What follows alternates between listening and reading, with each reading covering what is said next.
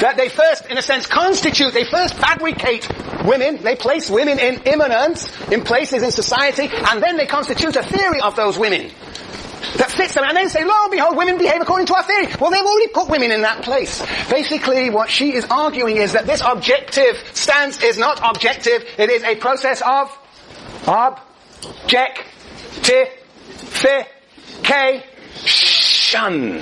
objectification. Objectification. Yes.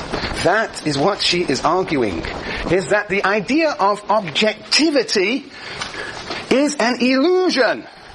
So, perhaps we should put it this way. I got a different picture slightly here. Man. Domination. Produces a thing. Woman as object. Man produces ideology, theory, mythologies, thought. Woman has identity, if you will, which actually leads to women as we know them.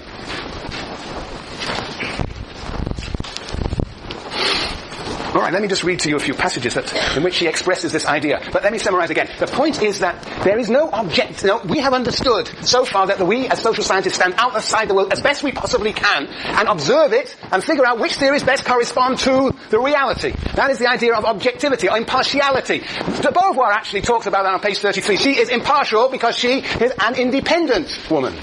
Yes. But MacKinnon is saying when it comes to issues of gender, and she extends it to all other issues, there is no place outside gender. We are either man or woman or some combination of the two. And therefore, this whole idea of objectivity is illusory. And so she argues that in fact this objectivity is a cover for what actually is going on, that men, through their domination, create the thing and the theory that corresponds to it, and they reproduce each other and produce woman at the same time. Matthew. Sorry?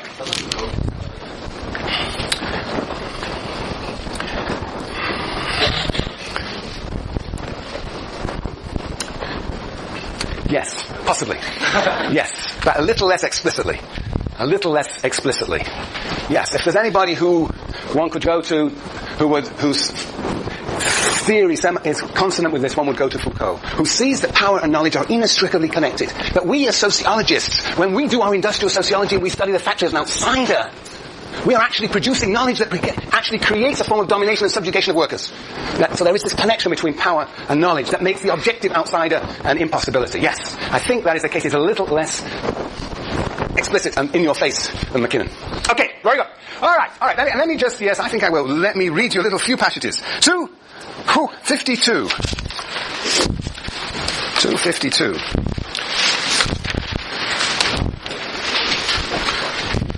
This is one of the most, that much I say, striking passages.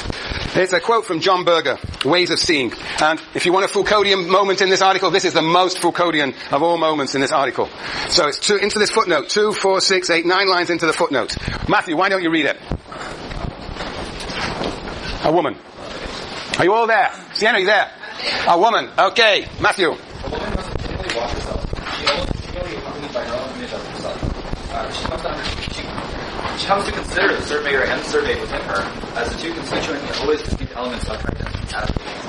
She has to survey everything she did and everything she does, because how she treats others, and ultimately how she treats men, is of crucial importance for what is normally thought of as the success of her life. Her own sense of being in herself is supplanted by a sense of being appreciated as herself by another. One might simplify this by saying, men act, women appear. Men look at women. Women watch themselves being looked at. This determines not only most relations between men and women, but also the relation of women to themselves. The surveyor of women and herself is male, the surveyed female. Thus she turns herself into an object, and most particularly an object of vision, a sight. Okay. So this is a very dramatic formulation of the idea that woman is the things she imagines herself to be, but that imagination is driven by men. This is the idea of man, in a sense, first dominates woman as thing, and then in thought, so much so that woman conceives herself through that very pattern of domination. This is Foucault. This is the internalized panopticon. Anybody want to say anything about that?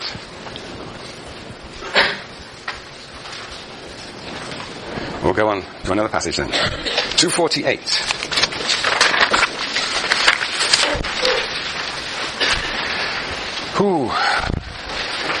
She says,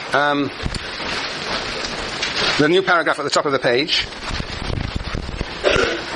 Having been objectified as sexual beings while stigmatized as ruled by subjective passions, women reject the distinction between knowing subject and known object, the division between subjective and objective postures as the means to comprehend social life. Disaffected from objectivity having been its prey, but excluded from its world through relegation to subjective inwardness, woman's interest lies in the overthrowing of the distinction itself, the distinction between, the supposed distinction between thing and thought, that there is a way of standing outside the world and seeing a difference between the way we think about the world and the world as it exists, that they are inextricably connected. That is the emergence now of a standpoint of women.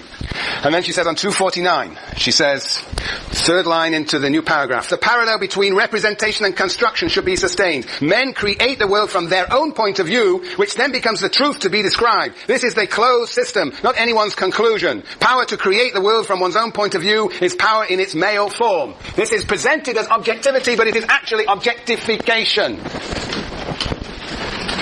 Yes. Yes, okay. So objectivity turns out to be objectification. And so she has many passages where she talks about the way that women is a being who's identified and identifies as one whose sexuality exists for someone else. 245. Sexuality. Oops. What's that? 245. And then, that's right, 245. So she says there, new paragraph on 245, she says, sexuality then is a form of power. Gender, as socially constructed, embodies it, not the reverse. Men are divided by gender, made into sexes, as we know them by the social requirements of heterosexuality. I think I've read this before. Which institutionalizes male sexual dominance and female sexual submission. If this is true, sexuality is the linchpin of gender equality. I have read that before. A woman, next. A woman is a being who identifies and is identified as one whose sexuality exists for someone else. And she goes so far on page 246 to say that, if you start 2, 4, 6, 8 lines from the top, if women are socially defined such that female sexuality cannot be lived or spoken or felt or even somatically sensed apart from its enforced definition so that it is its own lack, then there is no such thing as a woman as such. There are only walking embodiments of men's projected needs. For feminism, asking whether there is socially a female sexuality is the same as asking whether women exist. Oh, this is very bleak stuff. Yes. And it gets even bleaker. Look. What is being said here is... let me just get my notes here. That objectivity, as we are taught in social science, implies for MacKinnon objectification. There is no such thing as impartial objectivity, but there is objectification. And objectification for women, feminism, implies the subjugation of women. Subjugation of women.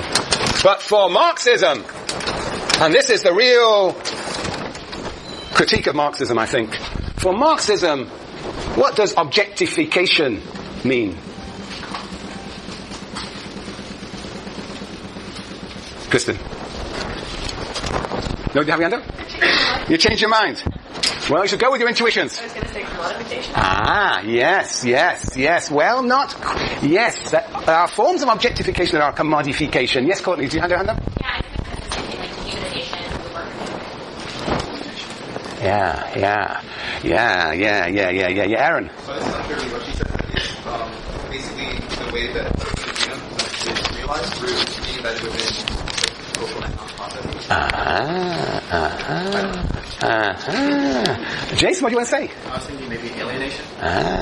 You're really all around the same thing, and this is my fault, because I taught you a particular form of Marxism.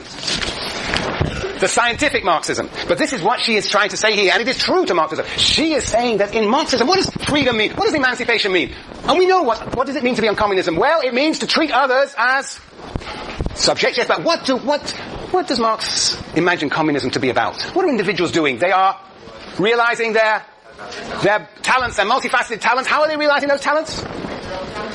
In the realm of freedom, very good. How are they realizing their relation with others? They are entering into a relation with others as they play the piano, they build a desk, they create a blog, They are producing what? Things. They are objectifying themselves. The idea of emancipation for Marx is the idea of objectifying something, objectifying yourself in something you create. I create these beautiful pictures, and under communism they would be truly beautiful, and they would realize my wondrous talents. Objectification for Marxism is a very positive ideal of emancipation.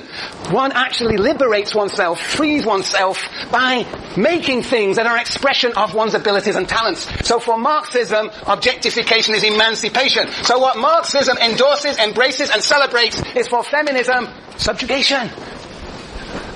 Because women are the objects that are being made by men. They are the objects being created. And men may create objects to deliver and express their multiple talents, but in relations with women, objectification means subjugation. Yes, Jason? It's hard for me to kind of like articulate this, but I don't really get the link that you're making between how doing different stuff is objectification, like exploring different talents and activities. How do you see that? Objectification is when I objectify myself, I am objectifying myself in something. When I paint, I am making an object that is an expression of my abilities and talents. Now, a lot of the objectification is alienation, in which I don't control the processes, I don't control my relations with others, but true objectification is when I am free to develop those multiple talents, and I make an object that is an expression of those talents. That is the Marxian idea of freedom. To objectify, yes, Lars. Sorry? Everybody does that. That is why that is for Marx the nature of human nature. But we mostly do that under conditions that constrain our abilities. We do not control that process of production. So, okay, look, give me 15 seconds. This is the ultimate critique, I think, of Marxism. That what for Marxism is emancipation turns out for feminism to be subjugation. The question is how this process of objectification of women, how does one get out of it? And the answer is what? One gets out of it through consciousness raising. The question that you have to think about over the weekend is where on earth this consciousness raising comes from. How is it possible for women who are thingified in reality and thingified in their head, how is it possible for them to develop a consciousness of that objectification? That is what you will have to think about all weekend, Alex.